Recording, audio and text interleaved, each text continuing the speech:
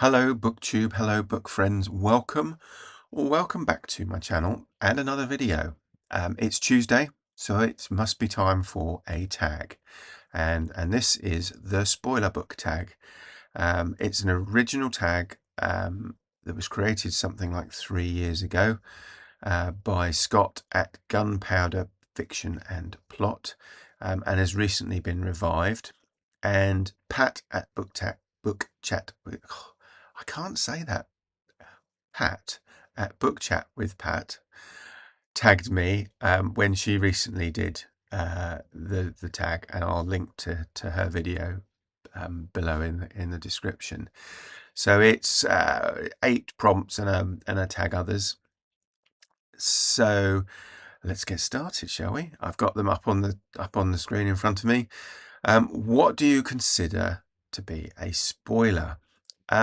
I think this is fairly obvious. I think it's something that gives away either the ending of a story in a book, or a significant part of it, or a part of the important plot points. So if somebody says, if it's a whodunit, who did it, is given away. I know I've read a few books where this is done quite successfully by actually kind of doing it in reverse, telling you who did it and then explaining why and how, and that can be done quite effectively. So sometimes it works quite well. Prompt number 2: does the genre you're reading impact what you consider to be a spoiler? Yeah, I think sometimes, as I said, sometimes in fiction it works quite well to know part of the story and understand who was doing it. But yeah, generally in sort of mysteries or crime thrillers, I don't like to know. I don't like spoilers. I like to try and work it out myself, and then see if I've got it right. But I'm not a great one for being told who did it before I've either worked it out for myself or the author has told me. Prompt number 3: all the best bits are in the trailer. Sometimes a synopsis can be too detailed. Do you research books prior to reading them, or do you prefer to know nothing about the book? I think over the years my thoughts on this have changed a bit. I used to just like to go into it knowing nothing at all, and just go in like blind. And I think now I can do that if it's an author I know that I enjoy. But if it's an author I've not read before, I might look on Goodreads or on a bookseller's reviews for that particular title, and just sort of see, what are people saying. And Goodreads is quite good because if somebody is going to spoil something, there's an option to click a button that hides the spoilers or tells you there are spoilers in the review. Whereas you don't necessarily get that in, say, on I don't know, Waterstones or Amazon. It's just a review. So yeah, I will sometimes do that just because life's short now. I'm getting old, and if it's a new to me, I like to know something about it, and that's kind of why I like BookTube as well, because I've read a lot of books because somebody has said on BookTube this was a fantastic read, and I know that I have a similar kind of view of books to them. So yeah. Sometimes the introduction or translator's notes can spoil the ending, especially for classics. Has this ever happened to you?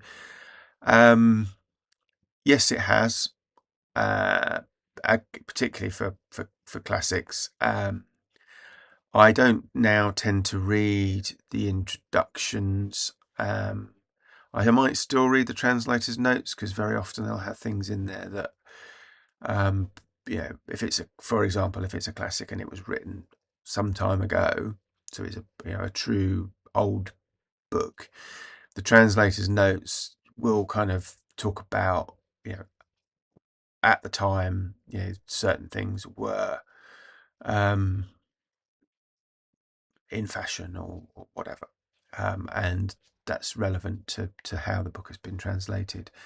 But I generally don't tend to read the introductions until I've finished the book, and then sometimes I don't bother because I've read the book and I really don't want to know what somebody else necessarily thinks, particularly if it's an academic who very often will write, is sometimes it is because there are a few academics who are very focused on particular authors, and they have a very good insight into the range of that author's work and other authors of that time.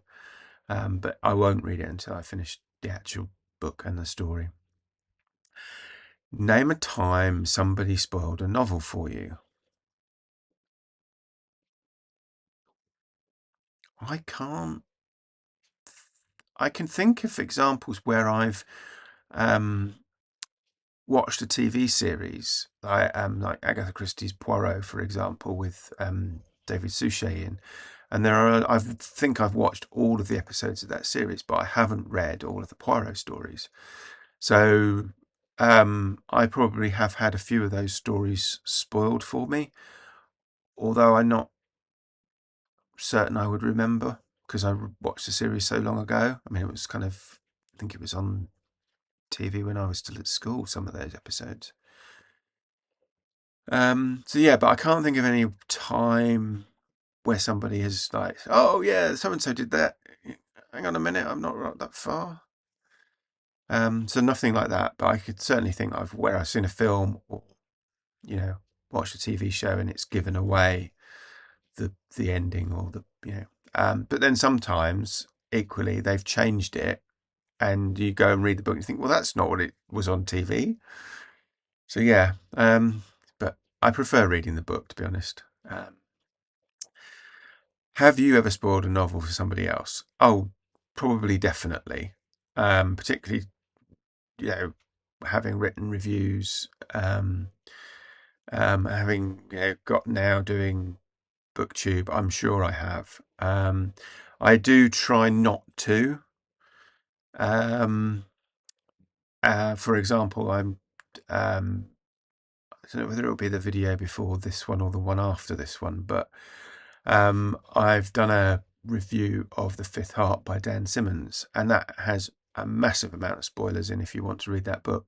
I will try and make sure that it's very clear in the title and at the start of the video that I'm going to spoil the book. So if you haven't read it, stop watching, kind of thing. So that's what I try and do. But sometimes when I'm doing my weekly wrap up, I'm sure I spoil little bits of books because, hey ho. Sorry about that. If spoilers ruin novels, are there some authors or genres you can't reread? No, I don't. Not genres, and not authors. I think sometimes with this, if it's a series, I always try and read the series in order, and just because that way, if something happens in an earlier book and you're reading a later book, and you kind of think, well, when did that? What they got married? When did that happen? Kind of thing, and then you think, oh well, it must have been 3 books ago or something. So yeah, I think in that sense, if it's a series of not a series of recurring characters, I would always try and read them in order if I can. Sometimes I don't, because I'll stumble across a book that's like number 10 in a series and read it and think, oh, this is really good, I should read the series, and so I'll go back to number 1. But I've only read one book, and by the time I get to 9 and 11, I've forgotten what happened in 10, so it doesn't matter. When you are reviewing, are you spoiler free? Does this limit your ability to discuss? I think I've already answered this with one of the previous answers. If I think I'm going to majorly spoil a book, I will do a separate video, or I will say, like, spoilers, skip forward, or turn off now. But yeah, it doesn't limit my ability, but I will try and give spoiler warnings if I remember to. So, shout out. Oh, this is tag others, basically. I will tag some people. I'm not sure who's done this already, but I will tag some people in the description below. And that's it. Wow, that was a quick one. Just over 10 minutes. If you have been, thank you for watching, and I will speak to you again soon. Take care. Bye-bye.